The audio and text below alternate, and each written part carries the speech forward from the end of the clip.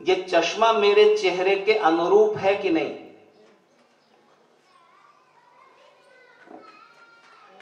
अगर ये इसका फ्रेम इतना छोटा हो तो अनुरूप होगा, या इतना बड़ा हो तो अनुरूप होगा? चेहरा पतला है और फ्रेम इतना बड़ा तो अनुरूप होगा? तो चेहरे के हिसाब से आपने अनुरूप फ्रेम एक बार चुन लिया। अब 2000 रुपए का फ्रेम और लेंस फिर आप उसी साइज के बनेंगे, तो प्रोग्रेसिव लेंस बनाए, 2-3 हजार रुपए के लेंस पड़े, तो 5-6 हजार का चश्मा आप एक ही बार चुनोगे कि हर हफ्ते बदलोगे? तो ठीक से अनुरूपता चुन लीजिए। लेकिन अगर अनुरूपता नहीं बैठी पूरी, ऐसा नहीं होगा कि 100% अनुरूपता हो जाए, ऐसा नहीं होगा, इससे भी ज्यादा अच्छा फ्रेम हो सकता है कि नहीं? फिर आप रोज फ्रेम बदल पाएंगे? तो फ्रेम ही बदलते रह जाओगे, ठीक है ना? तो आप 60% अनुरूपता पर संतोष करें और 60% अनुरूपता आपको मिल जाएगी, बड़े आराम से मिल जाएगी। तो कहीं को स्वभाव में थोड़ी विरूपता है, अनुरूपता नहीं है, तो फर्क नहीं पड़ता है। अनुकूलता चाहिए, अनुकूलता रोज का प्रोग्राम है। अनुरूपता जीवन में एक बार जब चुन लिया तो हो गया, बस एक बार ठीक से चुन लीजिए, बजट बार बार अलाउ नहीं करेगा, एक बार चुन लिया। अनुकूलता रोज होती है। अब ये चश्मे का फ्रेम एक बार मैंने चुन लिया, अब इससे भी ज्यादा अच्छे फ्रेम देखता हूं दूसरों के चेहरों पर, तो मुझे क्या करना चाहिए? उनका छीन लो। अब बन गया तो बन गया, अच्छा ठीक दिख तो रहा है ना, दिखाई तो दे रहा है ना, पढ़ सकता हूं, देख सकता हूं, बात खत्म हो गई। तो ज्यादा और सुंदर और सुंदर और सुंदर की तलाश में जाओगे तो दुनिया में कभी फ्रेम चुन नहीं सकोगे। समझ रहे हैं ना आप मेरी बात? इसलिए 60% पर रुक जाइए। और अनुकूलता रोज का प्रोग्राम है। ये चश्मे के पैड लगाते लगाते खिंच इधर को हो जाएंगे, थोड़ा लूज हो जाएंगे, तो चश्मा खिसक के ऐसे आ जाएगा, ठीक है ना? उठा के यहां कर लीजिए। ये अनुकूलता दिन में 10 बार होगी कि नहीं? दिन में 10 बार करनी पड़ेगी। तो अनुकूलता जीवन भर का प्रोग्राम है और अनुरूपता एक बार चुन लीजिए बस। अपने अपने हौसले, अपनी तलब की बात है। चुन लिया हमने, तुम्हें सारा जहां रहने दिया, सारे संसार के बीच में से जब आपने एक को चुन लिया, अब उस रिश्ते को निभाइए। और उस रिश्ते को निभाने के लिए जिस प्रेम की जरूरत है, उस प्रेम को निभाना और बनाए रखना टोटल रिस्पॉन्सिबिलिटी पति और पत्नी की होती है। तो कुछ चीजों पर ध्यान दीजिए। विवाह संस्कार की सारी प्रतिज्ञाएं बताऊंगा, उसके लिए समय चाहिए। आखिरी प्रतिज्ञाओं में से कुछ का आपसे संकेत करता हूं। एक महत्वपूर्ण बात, और ध्यान से सुनना, अभी से आपके जीवन में कुछ खुशियां बढ़ जाएंगी। अभी से आपके विवाहित जीवन में कुछ विरोध, कुछ अटपटेपन कम हो जाएंगे, अगर उस बात को आप समझ लेंगे। ध्यान से सुनना, सवाल पूछूंगा। जब अग्नि के चारों ओर परिक्रमाएं पूरी हो जाती हैं, पति और पत्नी अग्नि के चारों ओर घूम लिए 7 बार। अब ये किसी किसी प्रांत में 4 परिक्रमाएं हैं, किसी किसी प्रांत में 7 है, उस चक्कर को छोड़िए। परिक्रमाएं हो गई, उसके बाद में परिक्रमाएं होने से पहले पहले पत्नी पति के राइट साइड में बैठी होती है और फेरे पूरे होने के बाद लेफ्ट साइड में आ जाती है, बाईं ओर बैठ जाती है। जब बाईं ओर बैठ गई, तब पति अपनी पत्नी के हृदय के सामने हाथ करके एक प्रतिज्ञा करता है। बस उसको ध्यान से सुनना। पति पत्नी को कहता है, मैं अपने मन को हमेशा तुम्हारे मन के अनुकूल रखूंगा और मेरी अपेक्षा है, मेरी एक्सपेक्टेशन है कि तुम्हारा मन भी मेरे मन के अनुकूल रहे। समझ गए आप? फिर यही प्रतिज्ञा पत्नी भी करती है, हृदय के सामने हाथ करके, मैं अपने मन को हमेशा आपके मन के अनुकूल रखूंगी और मेरी अपेक्षा है, मेरी एक्सपेक्टेशन है कि आपका मन भी मेरे मन के अनुकूल रहे। इस प्रतिज्ञा में खास बात क्या है वो बताइए जी, खास बात बताइए।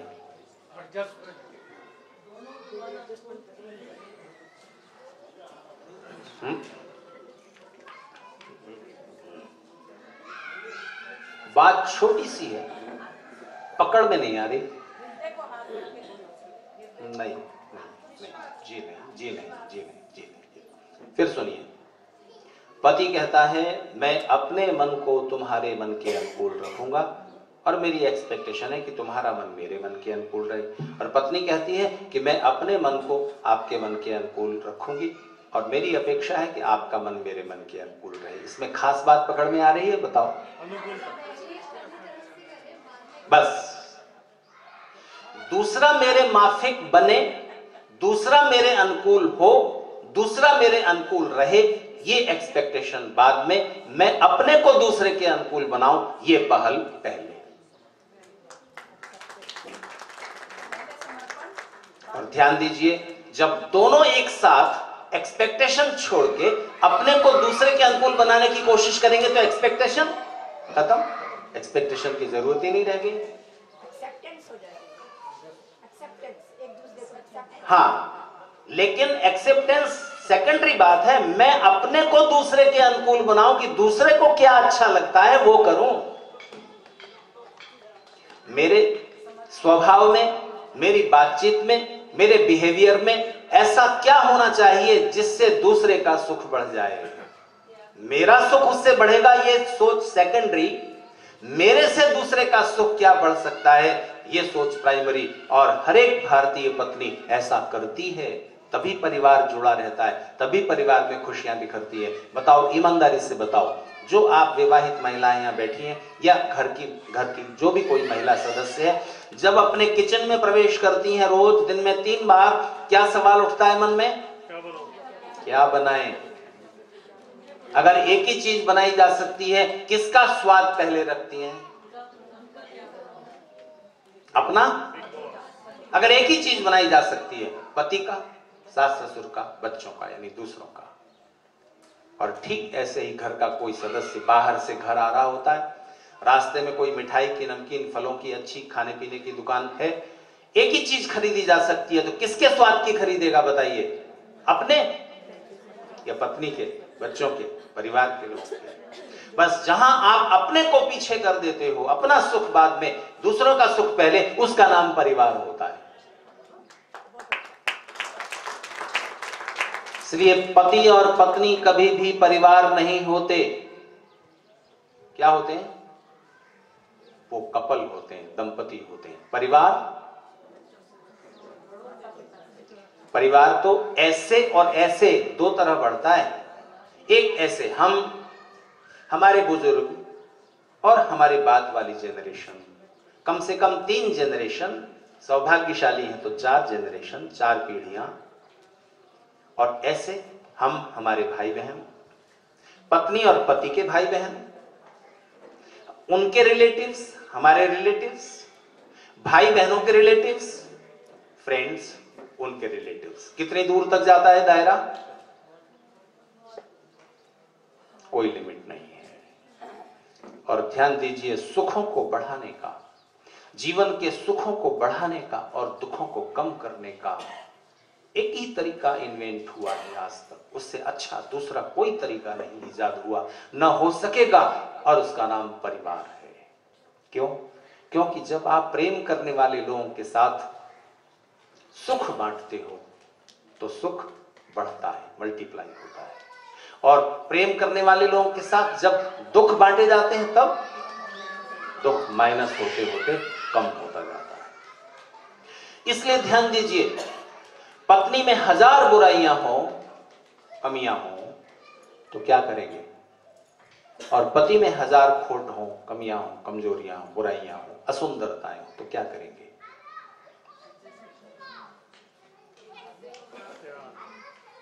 कब तक करते रहेंगे?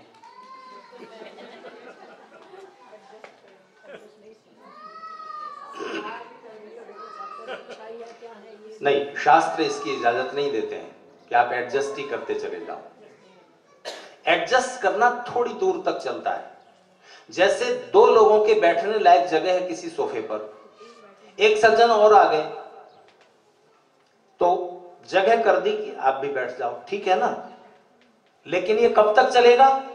जब तक कोई और सीट खाली नहीं हो जाती। जैसे ही खाली होगी आप कहेंगे अब उठिए जरा, हम भी आराम से बैठे, ठीक है। ये एडजस्टमेंट है। एडजस्टमेंट सुख नहीं देता है, सांत्वना देता है। तो जीवन में तो रस उपजना चाहिए ना, एडजस्ट करते रह गए।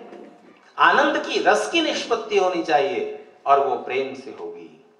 तो ध्यान दीजिए, प्रेम बनाए रखने के, प्रेम बढ़ाने के कुछ तरीके हैं और प्रेम को हमेशा बनाए रखने का एक ही तरीका है। पहले यह सोचें कि प्रेम शुरू कैसे होता है किन्हीं भी पति पत्नी में। शुरू किस कारण से होता है? एक दूसरे में जो बातें अच्छी लगी, पसंद आई, सुंदर दिखी, उनकी वजह से प्रेम शुरू होगा। और ऐसा कभी नहीं होगा कि किसी व्यक्ति में कुछ भी सुंदर नहीं है। ऐसा है क्या कोई? इतने बड़े शरीर में आपको कहीं भी सुंदरता नहीं मिली जहां आप अपने प्रेम की शुरुआत कर पाते? तब तो अच्छा था कि शुरू में ही समझ लेते ना। विवाहित होने से पहले ही आपको देख लेना होता है कि इस व्यक्ति में आपको क्या क्या सुंदर चीजें लग रही हैं। शरीर, पढ़ाई लिखाई, बोलचाल, बिहेवियर, कुछ तो। और ऐसा कभी नहीं होगा कि किसी में आपको कुछ भी सुंदर ना लगे, और ऐसा कभी नहीं होगा कि असुंदर लगने वाली बातों का रेशियो ज्यादा हो और सुंदर लगने वाली बातों का रेशियो कम हो। ऐसा कभी नहीं होगा किसी भी इंसान के साथ।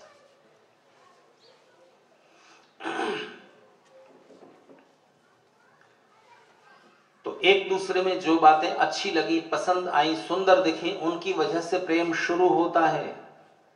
पर प्रेम परमानेंट हो, इसके लिए शादी के समय ही एक शर्त स्वीकार कर लेनी होती है, एक संकल्प ले लेना होता है। कौन सा? कि आगे चलकर एक दूसरे के शरीर में कोई असुंदरता दिखाई देगी, असुंदरता आ जाएगी, बोलचाल में कोई असुंदरता दिखेगी, बिहेवियर में, व्यवहार में, परिवार में, स्वभाव में।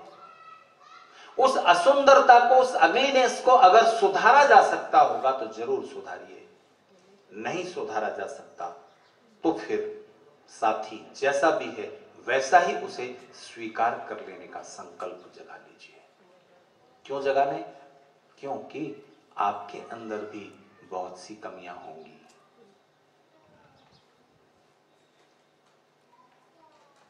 बहुत सी कमियां होंगी। क्या आप पूर्ण हैं, परफेक्ट हैं? ऐसा कौन है? तो आपको प्रेम का जो उच्च स्तर है वो है ही एक ये एहसास कि किसी ने आपको सारी असुंदरताओं, कमियों, कमजोरियों के साथ स्वीकार किया। और ये सबसे बड़ा ईगो सेटिस्फेक्शन है। दुनिया में सबसे बड़ा ईगो सेटिस्फेक्शन, सबसे बड़ा जो अहंकार की तृप्ति है, जिसके लिए आप प्रसिद्ध होना चाहते हो। क्यों? सारी दुनिया आपको जान जाए, क्यों चाहते हो? एक दिन आपको टीवी पर अगर आने का मौका मिले, आप सारे दोस्तों और रिश्तेदारों को खबर करोगे, देखना शाम को 5 बजे आज मैं टीवी पर आने वाला हूं। कारण क्या है? Ego satisfaction. अखबार में नाम छप जाए, ईगो सेटिस्फेक्शन। मैं बड़ा धनवान हूं, ईगो सेटिस्फेक्शन। बड़ी कार में जा रहा हूं, ईगो सेटिस्फेक्शन। लोग मुझे जानते हैं, ईगो सेटिस्फेक्शन। अहंकार की तृप्ति, और अधिक धन पाकर संसार का सम्राट बनके बहुत सारा पसीना बहाना पड़ता है, खून भी बहाना पड़ता है, दूसरों से प्रतिद्वंदता, प्रतियोगिता, युद्ध, न जाने क्या क्या करना पड़ता है, तब आप थोड़ी सी ईगो सेटिस्फाइड कर पाते हो, पूरी नहीं होती। और एक सरल तरीका है, किसी एक व्यक्ति ने, अगर आप पुरुष हैं तो किसी स्त्री ने, और स्त्री हो तो किसी एक पुरुष ने आपके मन में, अपने मन में आपको पूरी जगह दे दी है। उसके आपके अलावा इतना स्थान और किसी के लिए नहीं है। मैं अगर नहीं होऊंगा दुनिया में कभी, तो एक हृदय है जिसके लिए सारी दुनिया मेरे बिना फीकी हो जाएगी, वीरान हो जाएगी। यह एहसास जिंदगी में वैल्यू डाल देता है, जिंदगी को सार्थक कर देता है। और इस ईगो सेटिस्फेक्शन को आप बस एक किसी स्त्री के हृदय में आपने पूरी जगह पाली, किसी एक पुरुष के मन में आपके लिए पूरी जगह है, बस पूरा हो गया काम।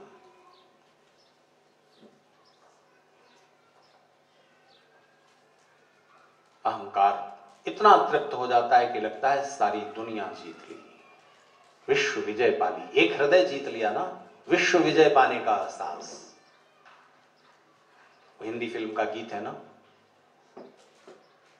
आपकी नजरों ने समझा, पूरा कीजिए। प्यार के काबिल, दिल की है धड़कन ठहर जा, मिल गई मंजिल मुझे। एक व्यक्ति की नजरों ने मुझे प्रेम के काबिल समझा, प्रेम किए जाने योग्य समझा, अहंकार की पूर्ण तृप्ति हुई कि नहीं? और इसको खोकर, उस प्रेम की निष्पत्ति न करके आप दुनिया की न जाने कौन कौन सी चीजों को पाने में भटकते रहोगे, जीवन का रस खो जाएगा। इसलिए बस संक्षेप में एक प्रतिज्ञा ये स्पष्ट हो गई कि आगे चलकर एक दूसरे में जो भी बुराइयां, कमियां, कमजोरियां दिखें, सुधारने की कोशिश जरूर करना। ऐसा नहीं कि हमेशा ऐसे ही स्वीकार करते रहो, जरूर ठोंकिए, पीटिए, लड़िए, झगड़िए, रूठिए, मनाइए, माता पिता का सहयोग लीजिए, लॉजिक दीजिए, कन्विंस कीजिए। नहीं सुधर सकता, पर्सनैलिटी का हिस्सा बन गया है कुछ, तो ऐसे का ऐसा स्वीकार कर लीजिए। केवल 2-3 अवस्थाओं में डिवोर्स की अनुमति होनी चाहिए और है। मैं पुराने ऋषियों की बात कर रहा हूं। या तो पति पागल हो जाए या पत्नी पागल हो जाए, या ऐसा रोग हो जाए जो इन्फेक्शस है, या विवाहित जीवन के जो कर्तव्य हैं उनको निभाता ना हो, पूरा ना करता हो, तो आप तलाक दे सकते हैं, वो पाप नहीं होगा। लेकिन फिर भी इस सब के बावजूद आप निभा देते हो, तब ये भारी साधना है, एक योगाभ्यास है, और ये बड़ा भारी पुण्य है।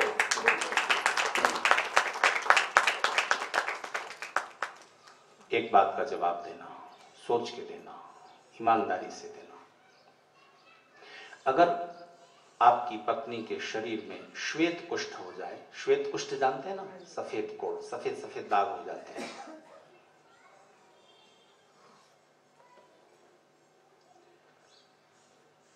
तो आप तलाक देंगे? फिर भी प्यार करते रहेंगे? पति के शरीर में हो जाए, अच्छा लेप्रेसी हो जाए, लेप्रेसी समझते हैं, गलित कुष्ठ, इजाजत है, इजाजत है प्राचीन शास्त्रों में भी, कानून में भी, तो पाप नहीं है ऐसी अवस्था में। लेकिन फिर भी आप निभा देते हो, सेवा शुश्रूषा और जीवन भर वो कर देते हो, तो ये भारी पुण्य आपका संचित हो गया। अब ये आपकी इच्छा है, लेकिन ऐसी कोई कमी जो बहुत नुकसान नहीं कर रही और है, उसे दूर नहीं किया जा सकता, उस सुंदरता को, तो जरा सोचिए, धर्म किस बात का नाम है? धर्म पत्नी और धर्म पति है ना आप, रिश्ता जोड़ने वाला तत्व तो धर्म है। धर्म क्या कहता है? जैसा व्यवहार में अपने साथ किया जाना पसंद नहीं करता, वैसा दूसरों के साथ न करूं। आत्मनः प्रतिकूलानि परेशान न समाचरेत। अपने को रखकर देखो, वहां मेरे को अगर ऐसी बीमारी हो गई होती, मैं क्या एक्सपेक्ट करता? पत्नी छोड़ जाए 10 साल साथ निभाने के बाद, तो फिर आप भी, बस ये एहसास आपके विवाहित जीवन को एक दृढ़ आधार देगा। ईश्वर करे आपके शरीर स्वस्थ रहें, सुंदर रहें, लेकिन सुंदरता की वजह से अगर आप प्रेम कर रहे हैं तो बहुत छोटी बात है, और वो प्रेम कभी भी टूट जाएगा, क्योंकि शरीर बहुत चंचल है। एक दिन तो वो सुंदरता कम होना शुरू होगी, और ध्यान दीजिए, मन उससे भी ज्यादा। इंसान की फितरत ऐसी है कि उसके पास सुंदर से सुंदर चीज रख दो, एक दिन उससे भी ऊब जाता है, और कम सुंदर और कुरूप ज्यादा अच्छी लगने लगती है। मिठाई बहुत अच्छी लगती है आपको, खाओ, कितनी खाओगे? फिर नमकीन अच्छी लगेगी, आपको चैन चाहिए। तो प्रेम परमानेंट हो, इसके लिए संकल्प चाहिए, प्रेम बढ़ता रहे, उसके लिए कुछ और जरूरी काम करने होते हैं। और वो प्रेम, जबकि आप बिना किसी सेल्फिश मोटिव के सिर्फ अस्तित्व को प्रेम कर सको, एक दूसरे का होना ही आपको अच्छा लगने लगे। जैसे माता पिता को अपना बच्चा क्यों अच्छा लगता है बताइए? क्यों प्यार करते हैं माता पिता बच्चे को? क्या वो बहुत खूबसूरत था? आप जब बच्चे थे, आपको माता पिता ने क्यों प्यार किया? आप बड़े खूबसूरत थे? नहीं। आप बड़े ताकतवर थे? नहीं। बड़े धनवान थे, गुणवान थे? नहीं। आप उनकी सेवा करते थे? नहीं। केवल आपका होना ही उन्हें अपना अच्छा लगता था, इतना अच्छा लगता था, वो अपने मन का सारा प्रेम उड़ेलते थे। अगर बच्चा विकलांग है, हैंडीकैप्ड है, मेंटली रिटार्डेड है, तब भी माता पिता उसे प्यार करते हैं, बल्कि ज्यादा प्यार करते हैं, क्योंकि उसमें करुणा भी शामिल हो जाती है। ऐसा प्रेम पति पत्नी को कर सके, पत्नी पति को कर सके। सिर्फ अस्तित्व अच्छा लग रहा है, बस होना ही अच्छा लग रहा है, अब कोई सेल्फिश मोटिव नहीं है। शरीर कमजोर हो गया, बीमार हो गया, या असमर्थ हो गया, पुराना हो गया, तब भी अच्छा लगता रहे कोई व्यक्ति, वो होता है प्रेम का गहरा तल। जैसे माता पिता प्रेम कर रहे हैं, और वो प्रेम कब उपलब्ध होगा? जब आप सिर्फ एक दूसरे के अस्तित्व को प्रेम कर सकें, होना ही अच्छा लगने लगे, एग्जिस्टेंस अच्छी लगने लगे। ये कब होगा? वो प्रेम गहरा कब होता जाएगा? तो विवाह संस्कार की उन प्रतिज्ञाओं में सूत्र बताए गए हैं। प्रेम गहरा होगा जब आप साथ मिलकर सुख उठाओगे। साथ मिलकर उठाए गए सुख प्रेम को गहरा करेंगे। प्रेम गहरा होगा जब आप साथ मिलकर कुछ सामाजिक जिम्मेदारियां निभाओगे।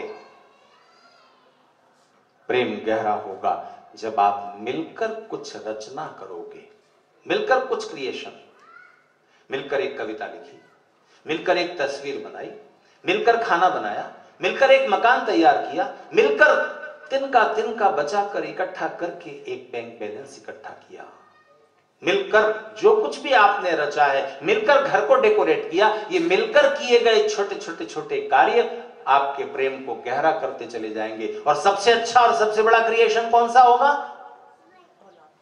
आपकी संतान, बेटा और बेटी, जिसको जन्म देने के बाद अपने से अच्छा बनाने के लिए आपने 20 से 25 साल खर्च कर दिए जिंदगी के।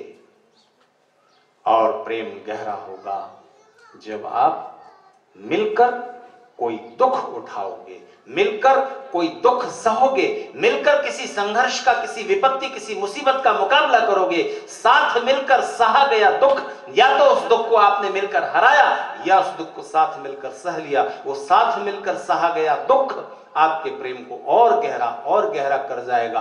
और इतना सब करते करते करते प्रेम को उस गहरे तल पर ले जाते कि जस्ट फॉर एग्जिस्टेंस, सिर्फ एक दूसरे के अस्तित्व को हम प्रेम कर सके। वृद्धावस्था में भी यहां तक होते होते कम से कम 20 से 25 साल की एसोसिएशन चाहिए, साथ चाहिए। इतना सब करने के लिए चाहिए कि नहीं चाहिए?